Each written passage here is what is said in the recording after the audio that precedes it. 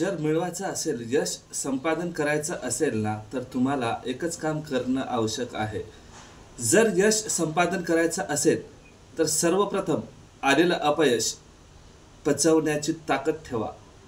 अपयशाला पचवण्याची ताकद ज्या दिवशी तुमच्या मनामध्ये निर्माण होईल, तेव्हाच तुम्हाला यश मिळेल. या जगामध्ये प्रगतीपथावर असणाऱ्या लोकांना मागे खेचण्याचं काम बऱ्याचशा लोकांकडून केलं जातं आणि यामध्ये बरेचसे लोक यश सुद्धा मिळवतात दुसऱ्यांचं नुकसान करण्यामध्ये. पण एखाद्याचं जर भविष्याचा काही प्रश्न असेल, एखाद्याचं आपल्याकडून जर काही भलं होत असेल, ते लोक भलं होऊ देत नाहीत. उलट त्याला मागे खेचण्याचं काम लोकांकडून केलं जातं मित्रांनो.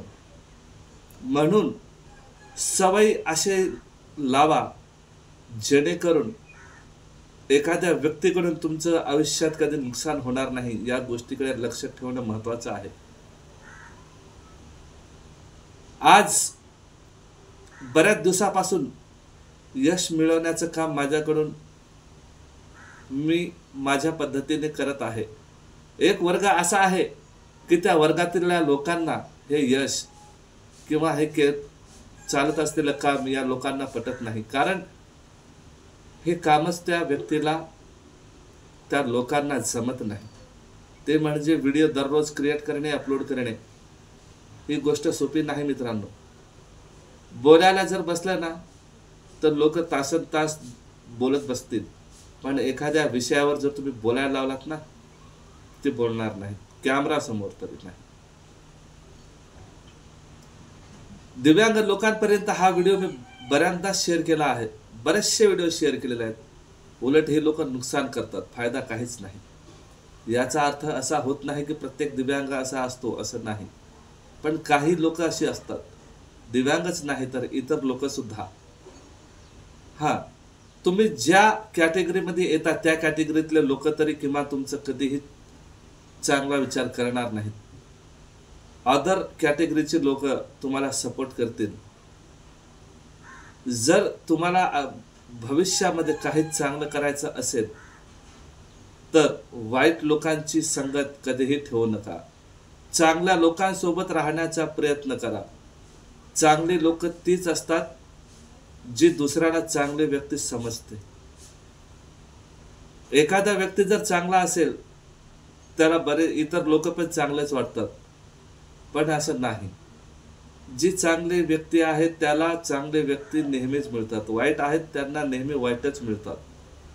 म्हणून माणसाने जर तुम्ही कुठलंही एखादं कार्य करत असाल, त्याची कल्पना पुढच्या व्यक्तींना कळू देऊ नका. म्हणजे तुम्ही जे काही करणार आहात त्याविषयीची माहिती त्या लोकांपर्यंत जाता कामा नये, जेणेकरून तुमच्या कार्यामध्ये अडथळा निर्माण होण्यापासून वाचेल. मग ते कॉलेजचं शिक्षण असो, बिझनेस असो, मग इतर कुठल्याही गोष्टी असो. जोपर्यंत तुम्हाला यश मिळत नाही ना, तोपर्यंत लोकांना बोलून दाखवायचं नाही. जे काही करायचं आहे स्वतःच्या जबाबदारीवर, स्वतःच्या जिद्दीने, हिमतीने काम करणं गरजेचं आहे. यूट्यूबवर कॉम्पिटिशन वाढलेलं आहे, हे काय खोटी गोष्ट नाही, ही गोष्ट खरीच आहे. पण सगळेच जण सक्सेस होतात असं नाही. मी पण सक्सेस झालो असं नाही. पण तुमच्या आशीर्वादाने चॅनल बऱ्यापैकी व्यवस्थित चालू आहे. तर अजून मला तुमच्याकडून अपेक्षा आहे, या चॅनलला मोठं करण्याचं काम तुमच्याकडूनच शक्य होऊ शकतं, अन्यथा होणार नाही. एक क्रिएटर जो असतो तो क्रिएटर श्रोत्यांवर डिपेंड असतो, अवलंबून असतो. जर त्याला ऑडियन्सच मिळाले नाही, तो क्रिएटर काही कामाचा नाही.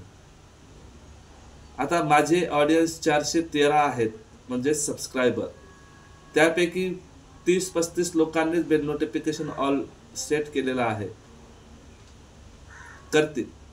मला आशा आहे, अपेक्षा आहे की हे जे आपलं परिवार आहे, राजू पवार ऑफिशियल H1W, एक ना एक दिवस नक्कीच मोठं होईल.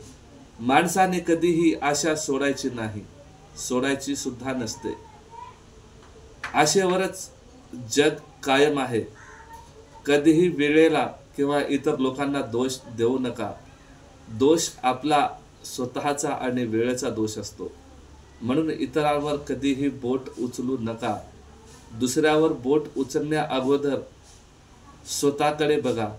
आपण काय आहोत, आपण काय करू शकतो, आपली लायकी काय आहे, हे बघूनच पुढच्या व्यक्तीवर आरोप प्रत्यारोप करणं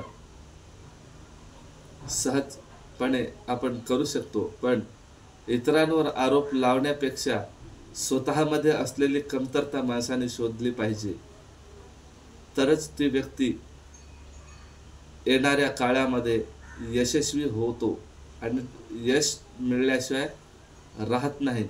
यश मिळवण्याकरिता अपयश पचवणं सुद्धा आलं पाहिजे. तरच त्या यशाला किंमत मिळते, अन्यथा मिळत नाही मित्रांनो. तर मित्रांनो, हा होता आजचा छोटासा व्हिडिओ. मी भेटतोय का नवीन व्हिडिओसह. तोपर्यंत मला द्या रजा. जय हिंद, वंदे मातरम.